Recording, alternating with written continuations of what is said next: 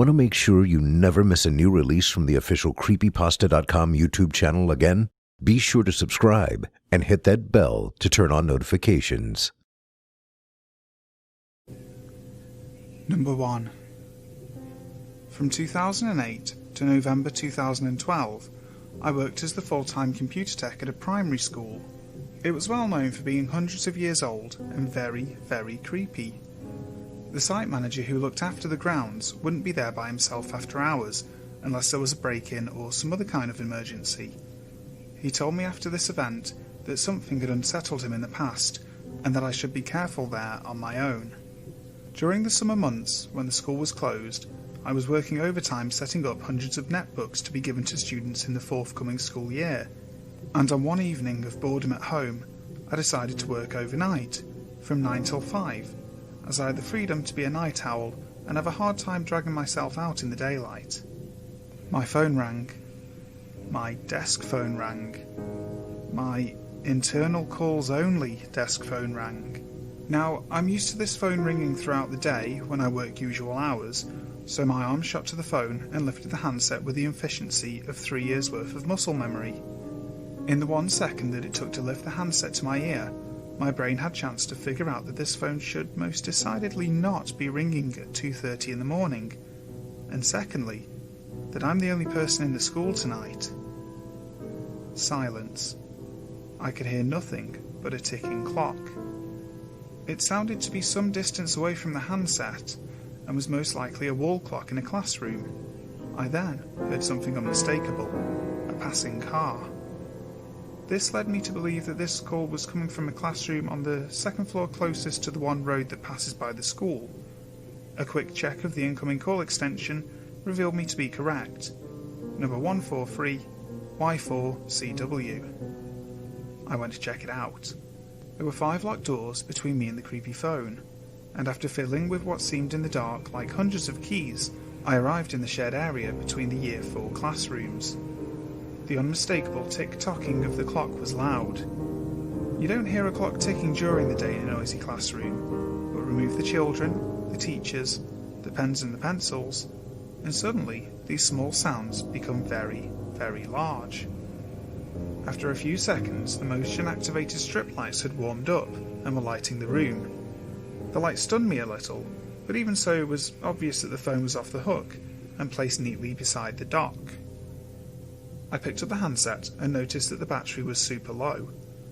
I assumed it had been left on the work surface since before the end of term and was now acting strangely due to the low power available.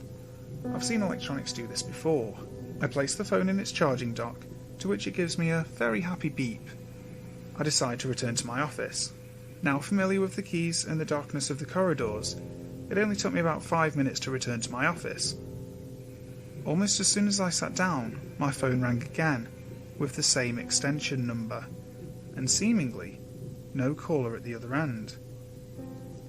I placed my phone on loudspeaker and sat listening to the tick-tocking and fired up the CCTV viewing software on my laptop.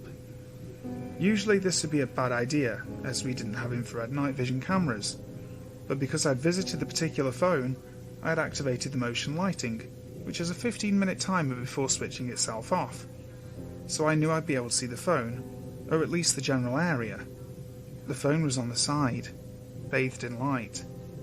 It had somehow left its dock, and had dialed me again. I decided to look on the CCTV to see how the phone had moved during my trip back to the office, but I was unable due to not having the password for classroom recordings. Technically, footage of children getting changed for PE lessons, etc. was on there, so it was locked with a password that I was not aware of. I didn't make a second trip to return the phone to its dock. I left it to die, so that it couldn't call me again. Number 2. This is my first time writing on here. This has to do with me working the night shift at a nursing home. There are a few stories that I have that I still cannot explain. There are 3 floors in the assisted living area of the nursing home. Personal care, where all the patients needed full care, being helped with bathing and dressing. And then there was an assisted living area, where only a few residents would need help. The first story I'm going to share was when I was working in the personal care unit. I was folding the clothes to put them away when I heard a distinct call for help. It sounded exactly like one of my patients that needed full care. I heard her screaming help. I walked down to her room, and she was fast asleep, snoring away, so I brushed it off. A few minutes later, I was folding clothes again, and I heard the same exact scream for help. I went to investigate, but once again the resident was sleeping. I brushed it off as if I was hearing things. But again, I started to fold the clothes, and I heard the scream as if it were right next to my ear. I ran out of there and wouldn't go back unless I had a co-worker with me. Still to this day, I don't know why she was calling for help, but she was asleep during this time. A few weeks later, she was admitted into long-term living due to falling out of her wheelchair, screaming for help for half an hour before someone heard her.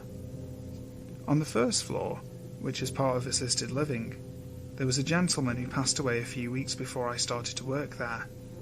He'd go out nightly between 12:30 and 1 for a cigarette.